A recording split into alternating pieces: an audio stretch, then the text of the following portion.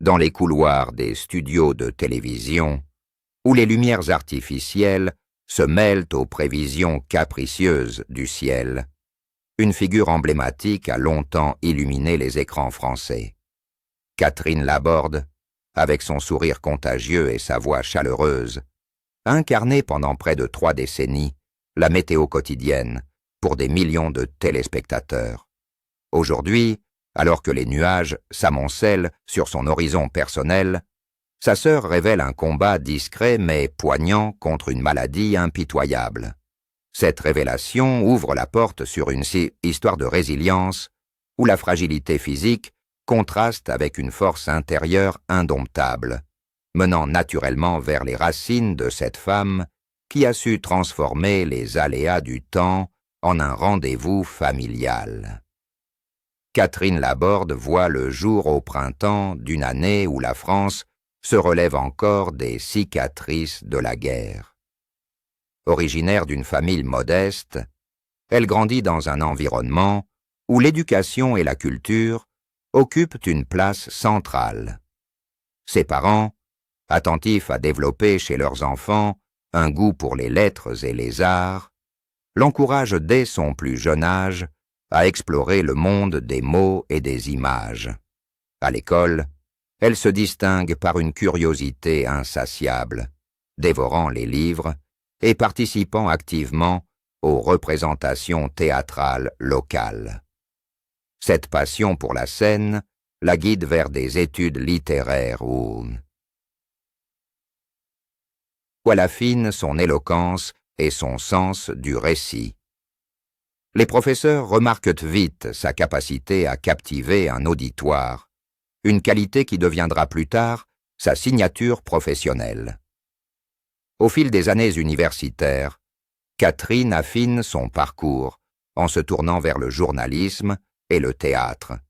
Elle intègre une troupe amateur, où elle joue des rôles variés, apprenant à moduler sa voix et à exprimer des émotions complexes. Ces expériences forgent en elle une assurance qui la propulse vers les médias. Ses premiers pas dans le monde du travail l'amènent à des collaborations avec des radios locales, où elle commente des événements culturels.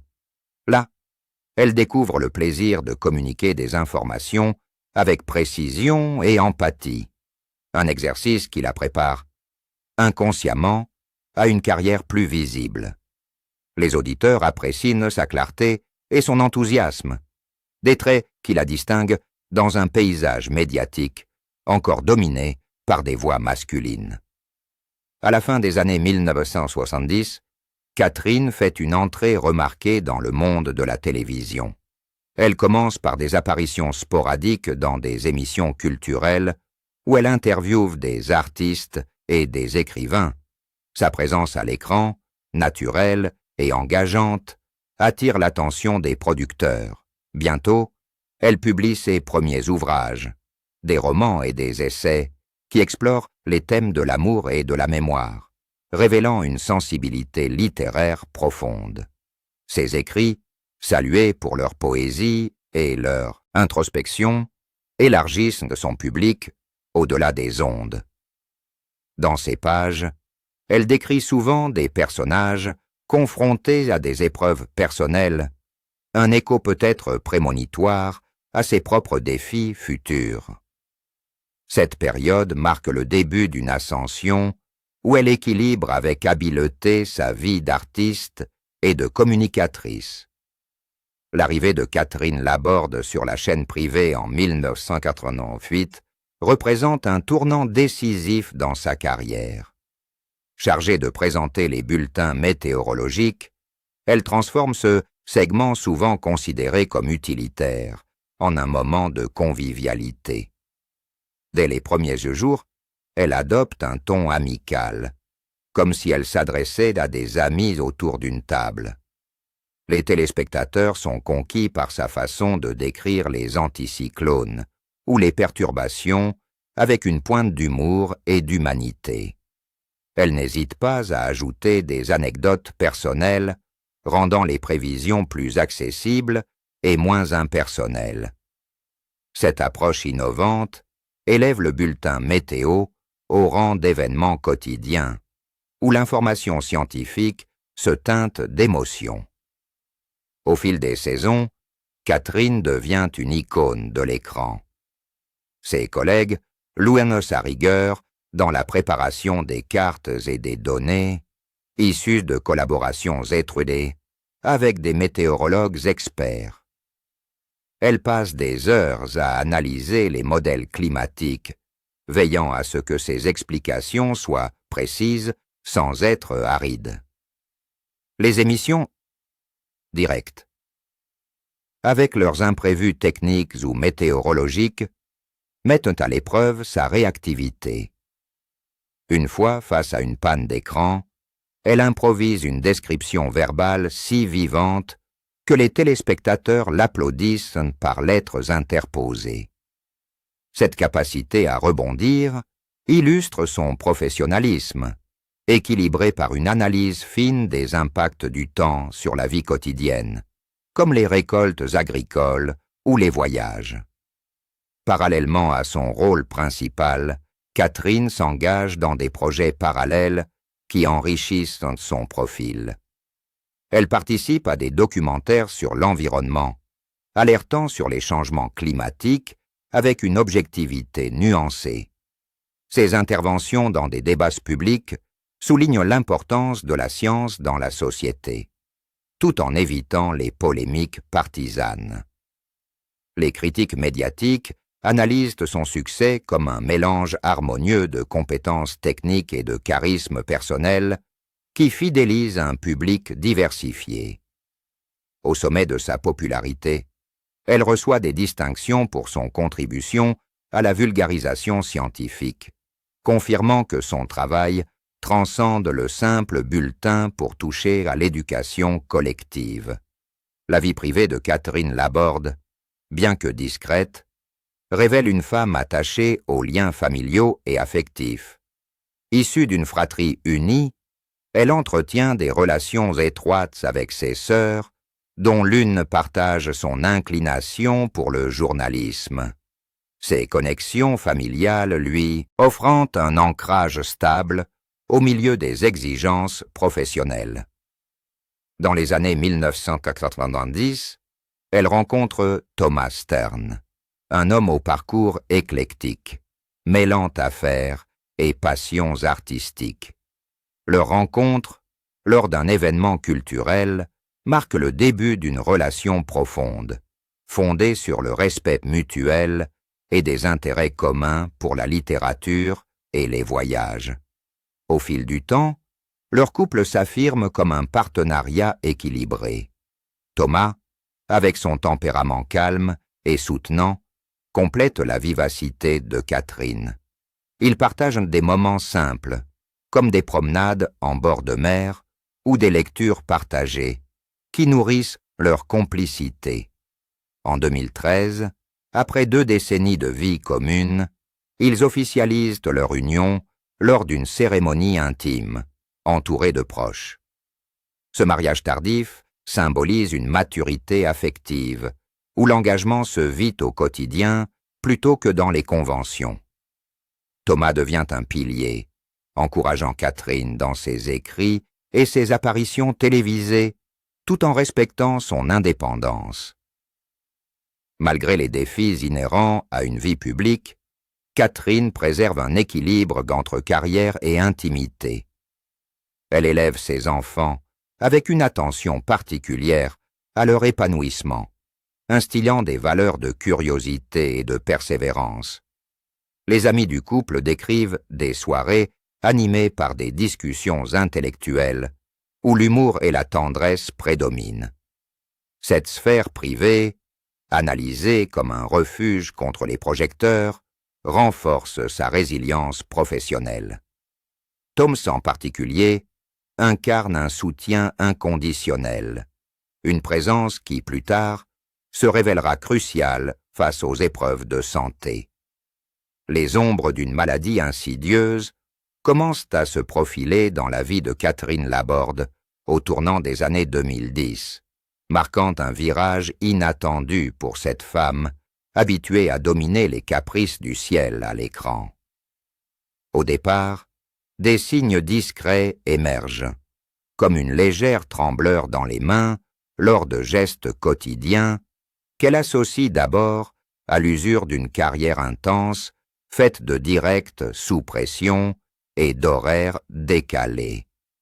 Ces tremblements, sporadiques et presque imperceptibles, s'intensifient progressivement, affectant sa dextérité fine et sa coordination motrice. Elle remarque des difficultés à enfiler des chaussures à talons, un accessoire qu'elle affectionnait pour ses apparitions télévisées, ou à pédaler sur un vélo lors de promenades dominicales, activité qui lui procurait autrefois un sentiment de liberté. Ces altérations physiques s'accompagnent d'une fatigue accrue qu'elle tente de masquer par une discipline rigoureuse, héritée de ses années de préparation minutieuse des bulletins météo. Les consultations médicales se multiplient à partir de 2013, avec des visites chez des neurologues qui procèdent à une batterie d'examens. IRM cérébral, électroencéphalogramme et tests de coordination.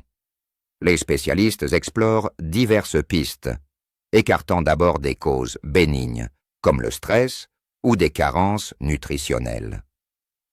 En 2014, après une série d'analyses approfondies, le diagnostic tombe comme un orage imprévu.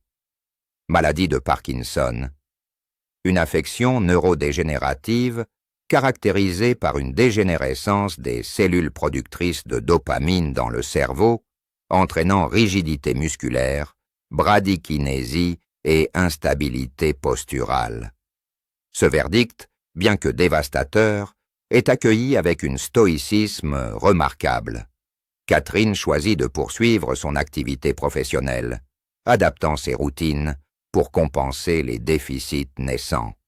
Elle intègre des exercices de physiothérapie pour maintenir la fluidité de ses mouvements et ajuste son régime alimentaire en privilégiant des aliments riches en antioxydants comme les baies et les légumes verts, sur les conseils de diététiciens spécialisés. Au fil des mois suivants, d'autres symptômes se manifestent, compliquant le tableau clinique. Des troubles de la mémoire épisodiques surgissent, comme des oublis de noms familiers ou des hésitations lors de la rédaction de notes pour ses émissions. Ces signes cognitifs, initialement sous-estimés, alertent les médecins sur une possible complication associée. En 2018, lors d'une révélation publique dans une interview émouvante, elle confie que la maladie l'empêche désormais d'écrire avec fluidité, un acte pourtant central dans sa vie d'autrice.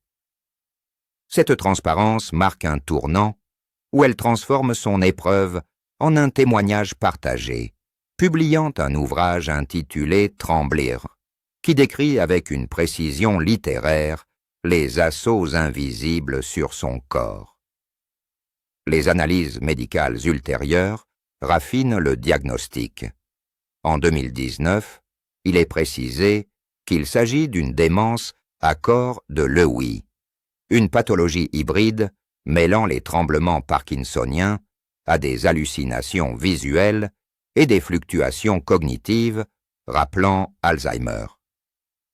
Ces hallucinations, souvent décrites comme des visions fugaces d'ombres ou de figures familières, perturbent son sommeil et sa perception du réel, ajoutant une dimension psychologique au combat physique.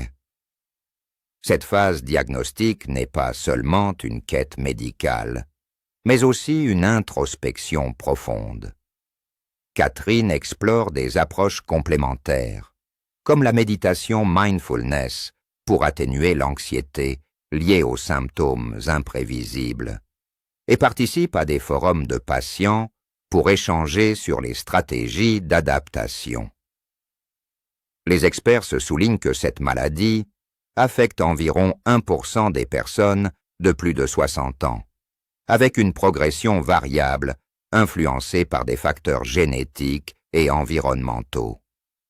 Dans ses écrits, elle compare la maladie à une perturbation atmosphérique, imprévisible et puissante, qu'elle a si souvent analysée à l'antenne.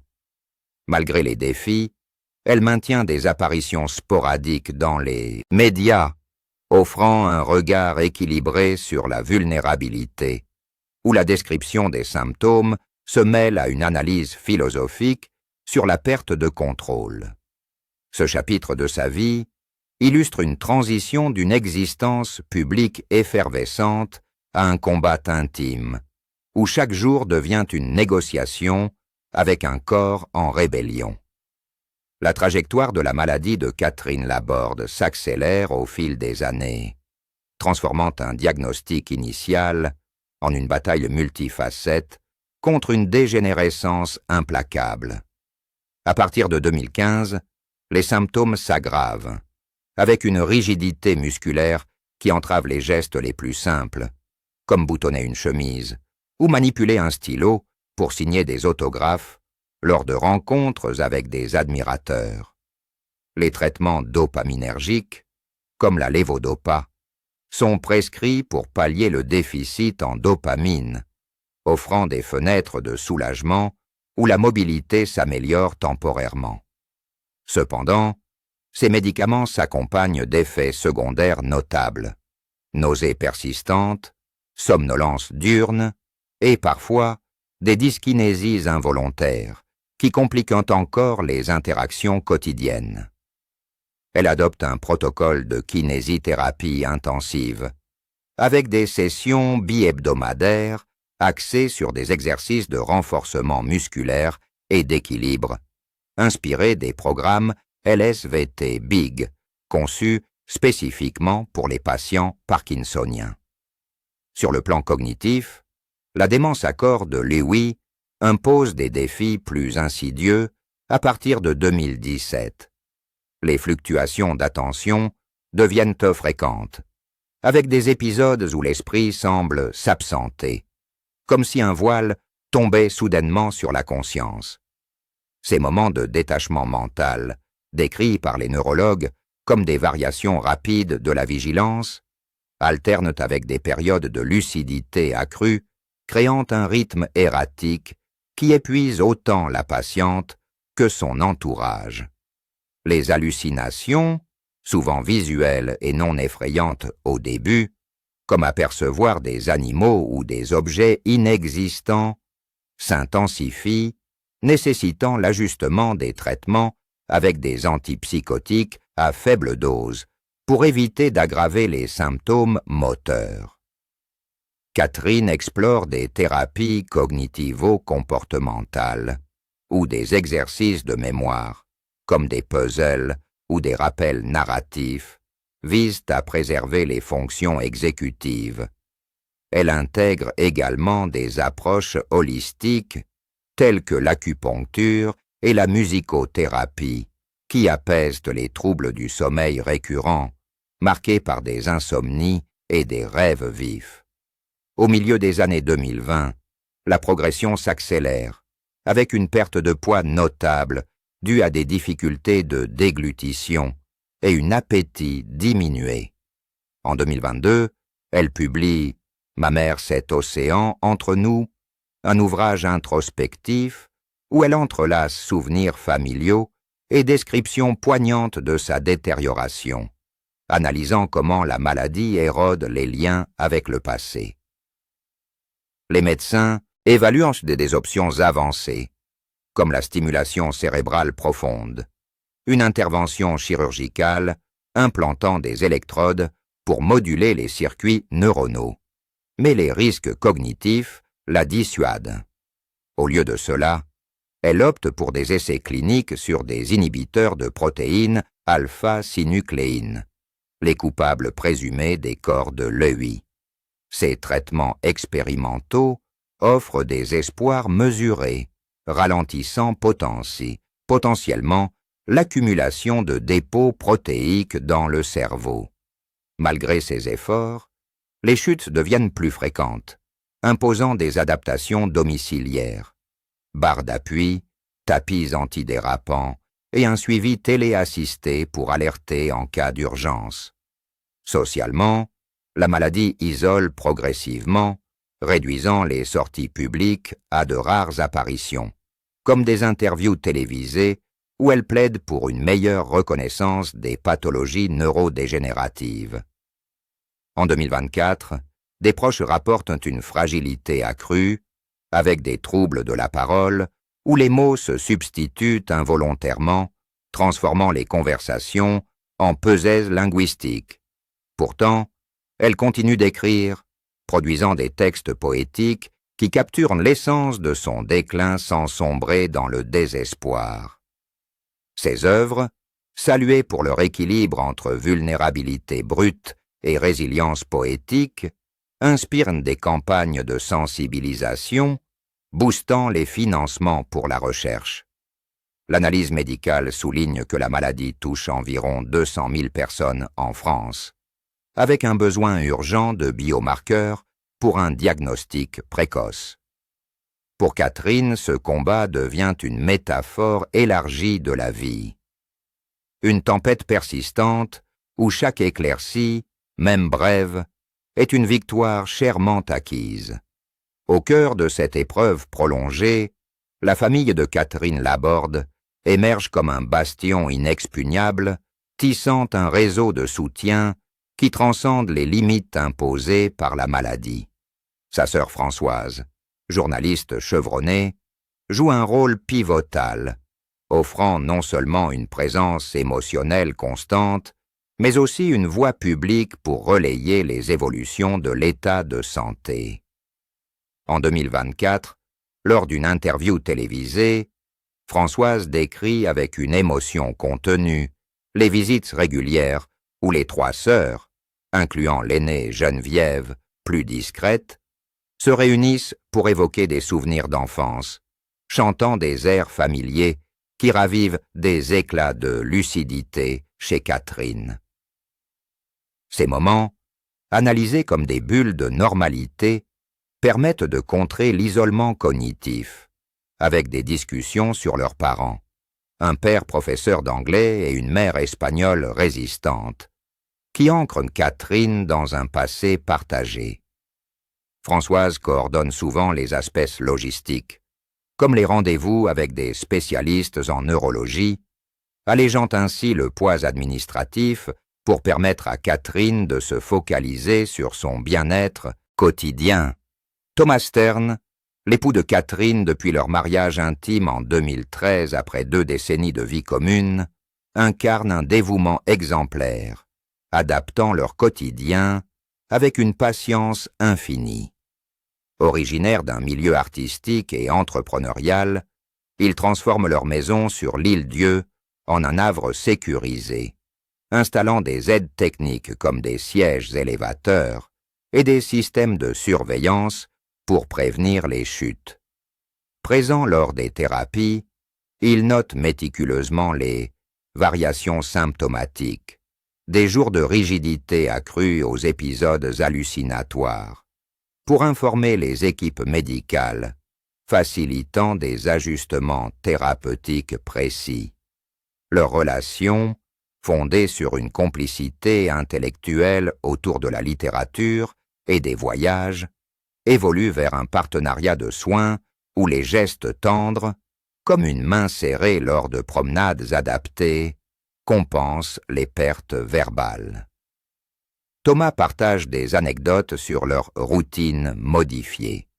Des dîners se préparaient ensemble malgré les tremblements, ou des lectures à voix haute où il reprend les mots oubliés, renforçant un lien que la maladie teste mais ne brise pas. Les filles de Catherine, Gabrielle née en 1986 et Pia en 1990, issues d'une précédente union avec Jimmy, leur père, apportent une vitalité juvénile à ce cercle familial. Adultes et indépendantes, Gabrielle exerçant comme photographe, elles organisent des visites régulières, adaptant les activités à l'état fluctuant de leur mère.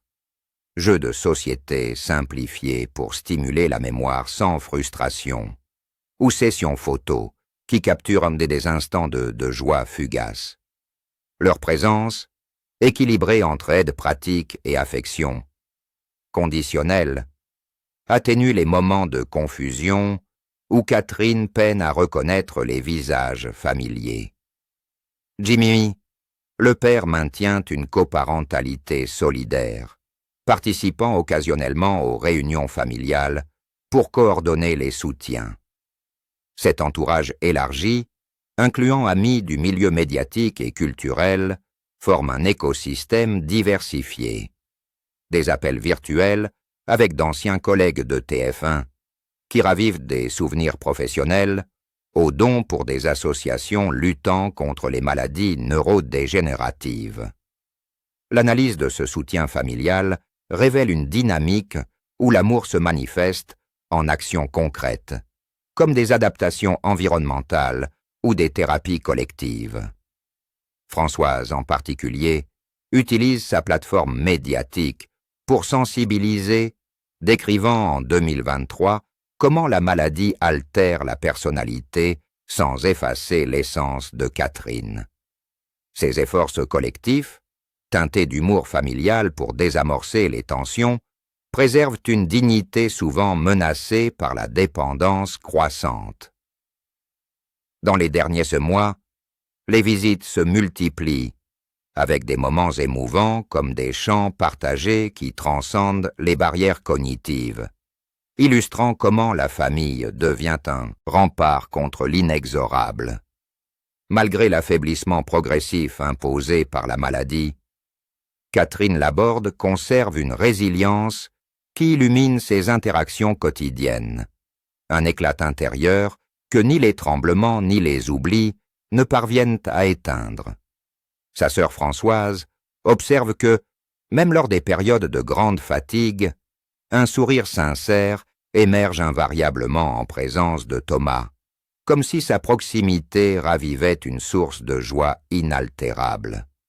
Ces expressions, analysées comme des actes de défiance contre la dégénérescence, transcendent les limitations physiques, rappelant la femme pétillante qui captivait des millions de téléspectateurs. En 2024, lors d'une visite récente, Françoise rapporte des anecdotes où Catherine, malgré des troubles de parole, commente encore les prévisions météo à la télévision avec un œil malicieux, transformant un bulletin ordinaire en un moment de complicité familiale. Cette persistance d'humour, équilibrée par une acceptation pragmatique des contraintes, inspire l'entourage à célébrer chaque instant de clarté. La progression inexorable de la démence accorde le oui, avec ses assauts sur la mobilité et la cognition, n'efface pas cet optimisme inné. Des traitements innovants, comme des combinaisons de médicaments modulateurs et des sessions de stimulation cognitive, offrent des répits où elle retrouve une fluidité gestuelle permettant des promenades courtes sur l'île-dieu qu'elle affectionne. Thomas, témoin privilégié, décrit comment ces sourires deviennent des farces dans la tempête, des gestes qui compensent que les mots égarés et renforcent leurs liens forgés au fil des décennies. Au-delà du cercle intime, cette force touche un public élargi. Des messages de soutien affluent via les réseaux sociaux, rappelant son impact durable sur la culture populaire française. Françoise analyse ce phénomène comme un écho d'affection réciproque, où la présentatrice publique et la femme privée convergent dans une narrative de courage face à l'adversité. Les défis futurs, avec une possible accentuation des symptômes, sont envisagés avec réalisme, mais toujours imprégnés d'espoir en les avancées médicales, comme les thérapies géniques émergentes ciblant les protéines anormales. Ce portrait d'une femme physiquement fragilisée mais spirituellement intacte invite à méditer sur la puissance des relations humaines, où l'amour et la présence deviennent des antidotes à la solitude de la maladie. Dans ses écrits récents, Catherine elle-même évoque cette dualité, comparant son état à un ciel changeant, où les nuages passent sans occulter le soleil éternel de la vie. Que pensez-vous de la manière dont les familles peuvent transformer les épreuves de santé en opportunités de rapprochement?